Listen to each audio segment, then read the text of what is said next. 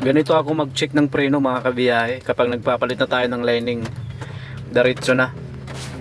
Axle na kagad, hindi ko na tinatanggal ang gulong mula sa brake drum kasi dalawang tao ang kailangan doon. Total ako lang din naman mag-isa. Bali yan na talagang ginagawa ko. Diretso bunot na ng axle. Kasi ganun din naman, iwalayin mo yung gulong sa brake drum pag natanggal na. So bubunutin mo pa rin yung axle na yan para matanggal yung brake drum. Yan, madali lang yan mga kabiyahe.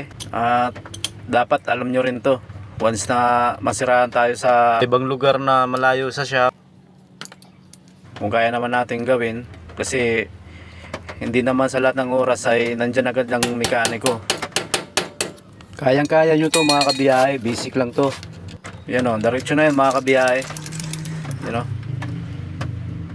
At saka yan mga kabiyahe, hindi maubos yung lakas mo dyan. Kumpara tatanggalin mo pa yung 6 na nuts na yan, kailangan po nagkasama dyan para matanggal. Yung ginawa ko hindi na. Yan o. O, tanggal ko agad o. Ganun lang kasimple mga kabiyahe pag nag-jig tayo ng preno or nagpapalit ng lining.